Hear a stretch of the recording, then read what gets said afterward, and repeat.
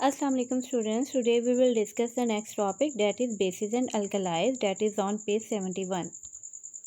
Okay, what are bases? Bases are the chemicals opposite of acids. अब acid क्या होते हैं, यानी इन दोनों की प्रॉपर्टीज़ एक दूसरे से डिफरेंट होती हैं, ऑपोजिट होती हैं। किस तरह से? जिस तरह हम कहते हैं कि जो एसिड होते हैं ये क्या करते हैं, एसिड्स जो हैं वो डोनेट करते हैं प्रोटॉन, और ये क्या करते हैं, प्रोटॉन जो है उसको डोनेट करते हैं, लेकिन जो बेसिस हैं वो क्या करते हैं, वो एक्सेप्ट करते हैं।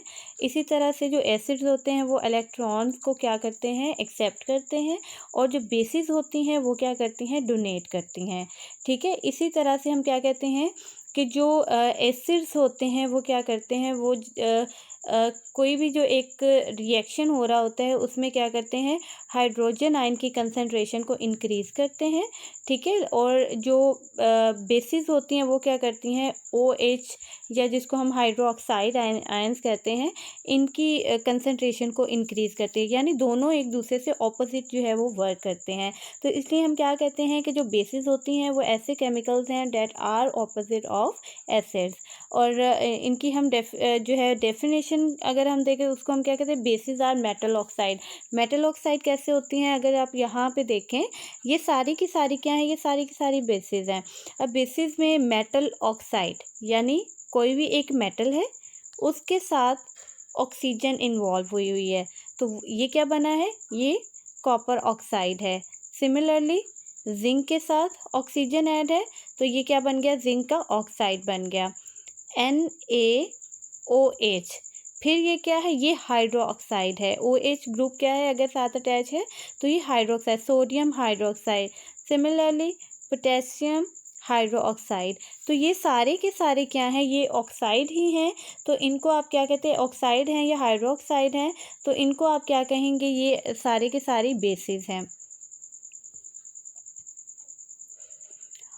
Okay, now we will discuss alkalis. अगर हम क्या कहें कि जो बेसिस हैं, अगर आप उनको वाटर में डिज़ोल्व करने की कोशिश करें, मिक्स करने की कोशिश करें, और वो उसमें बड़े अच्छे तरीके से हल हो जाएं, उसमें डिज़ोल्व हो जाएं, तो हम उसे क्या कहते हैं कि वो अल्कलाइज हैं। ठीक है, तो आप इसको डिफ्रेंशिएट कैसे करेंगे कि अगर जो सिर्फ बेसिस जो है ये सारी ही हैं, लेकिन उन बेसिस में से अगर आप एक ग्रुप ऐसा निकाल लें कि उनको आप सबको उसमें से वाटर में डिज़ोल्व करके देखें, यानी ये अगर वाटर है, वाटर के अंदर आप इनको डिज़ोल्व करके देखें, तो जो वाटर में मिक्स हो जाएगी उनको हम अल्कलाइज कहते हैं, और जो नहीं होती उनको हम क्या कहेंगे, हम उनको बेसिस की कैटेगरी में ही कंसीडर करेंगे।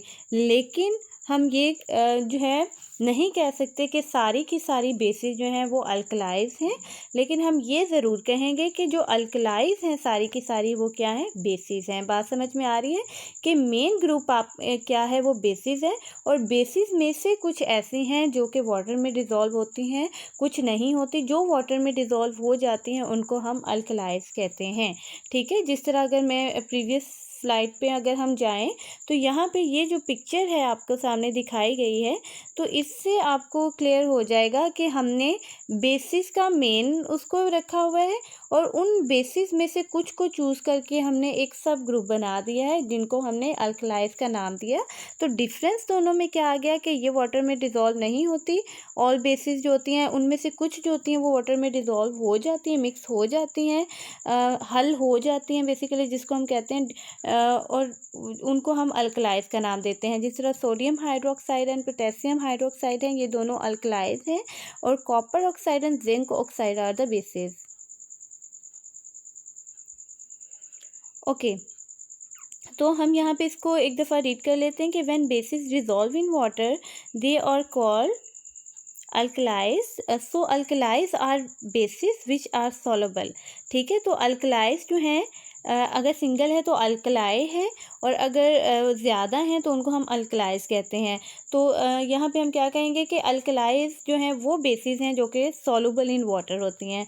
However it is important to remember that not many bases are soluble in water. ठीक है, कुछ होती हैं, सारी की सारी जो है वो सॉल्युबल वाटर में नहीं होती। एग्जांपल हम किसकी देते हैं अल्कलाइज में, सोडियम हाइड्रोक्साइड, कैल्शियम हाइड्रोक्साइड। ठीक है, अब प्रॉपर्टीज़ में जिस तरह हम बात करते हैं, एसिड्स की बात करते हैं कि वो बहुत ज़्यादा क्रॉसिव होते हैं, यानी कहीं पे भी एसिड अगर गिरेगा, कहीं पे भी अगर ये अगर फ़र्ज़ करें एसिड है, ये आपका जो है कोई भी सरफेस है, अगर इसके ऊपर एसिड गिरेगा तो वो क्या करेगा कि उस चीज़ को क्या कर देगा, डैमेज कॉज़ करेगा, ठीक है। और लेकिन अगर हम अल्कलाइज़ की बात करें तो इनकी भी ये एक प्रॉपर्टी है कि ये भी बहुत ज़्यादा क्रॉसिव होती हैं, बहुत ज़्यादा डैमेज कॉज़ करती हैं, वहाँ पे जो भी चीज़ मौजूद होगी उसको वहाँ से हटा देगी, रिमूव करवा देंगे। Okay, now we will discuss what are strong alkalis and what are weak alkalis. Strong alkalis क्या होती हैं? Strong alkalis ऐसी alkalis हैं that are dissolve completely dissolve in water, ठीक है। यहाँ पे हम क्या कहेंगे कि a strong alkali dissociate completely to form hydroxide ion, ठीक है। तो अल्कलाई की हमने पहले ही कहा था कि जिस तरह सोडियम हाइड्रोक्साइड है, तो ये इसने करना क्या है वाटर में जाके, उसने क्या करना है, इसने वहाँ पे अपने ये जो OH ग्रुप है ये वहाँ पे रिलीज़ करना है, डोनेट करना है। तो अगर आप यहाँ पे देखें, ये सोडियम हाइड्रोक्साइड है, ठीक है, दिस इज़ सोडियम हाइड्रोक्साइड। इसके ऊपर आप देखें 3 एटम हैं इसके साथ, और अगर इसको आपने जैसे ही इसमें मिक्स किया, डिज़ोल्व किया, तो ये क्या करेगा, ये अपने आयंस में सारे के सारे जो है वो क्या हो जाएंगे, अलहदा हो जाएंगे, यानी सोडियम अलहदा हो गया, OH आयंस अलहदा हो गए हैं।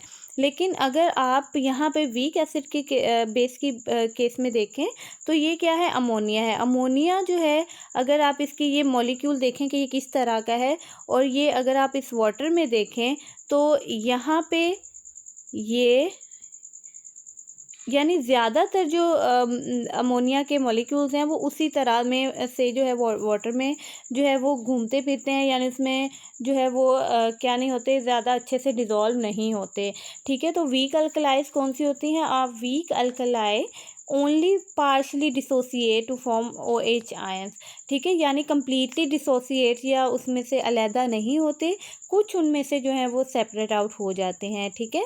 तो एग्जांपल आप इसके अमोनिया की ही यहाँ पे लिखेंगे, और स्ट्रॉन्ग में किसकी लिखेंगे, सोडियम हाइड्रोक्साइड की लिखेंगे। ओके, यूजेस क्या हैं, ये जब हम एक बेसिस पढ़ रहे हैं इनका, यहाँ पे हमें पर जिस तरह हमने प्रीवियस लेक्चर में बेकिंग पाउडर की एप्लीकेशन देखी थी कि ब्रेड फॉर्मेशन में या केक फॉर्मेशन में उनका क्या रोल है, इसी तरह से ये बेसिस पढ़ने का या अल्कलाइज पढ़ने का आपको इस क्या फ़ायदा है कि जितने भी हमारे हाउस होल्ड क्लीनर्स हैं, ठीक है, जिस तरह अगर हम कहें कि बाथ है, सिंक है, या आपका ओवन क्लीनर्स हैं, उनमें स्ट्रॉन्ग अल्कलाइज डाली जाती हैं। ये स्ट्रॉन्ग अल्कलाइज वहाँ पे क्यों डाली जाती है, जैसे हम अगर ओवन की बात करें तो उसमें अगर घी वगैरह कोई गिर जाता है, कोई भी ये ग्रीसी चीज़ वहाँ पे अगर होगी, तो ये क्या करेंगे कि अगर हम वहाँ पे उसमें सोडियम हाइड्रोक्साइड डालेंगे तो वो जो है वो जल्दी से जाके वहाँ अपना एक्शन करेगी, रिएक्शन करेगी, और वो क्या होगा, वहाँ से उसको कम्प्लीटली क्या करा देगा, डिसोसिएट करवा देगा और अलहदा कर देगा, और इजीली जो है और कम टाइम में हम जो है वो क्लीनिंग प्रोसेस कर लेते हैं मुकम्मल, ठीक है। और जो हमारी वीक अल्कलीज होते हैं या अल्कलाइज होती हैं, वो हमारी सोप्स में होती हैं जो हम घरों में इस्तेमाल करते हैं, और वॉशिंग पाउडर्स में होती हैं, ठीक है, इनमें जो है वो वीक अल्कलाइज यूज़ की जाती हैं।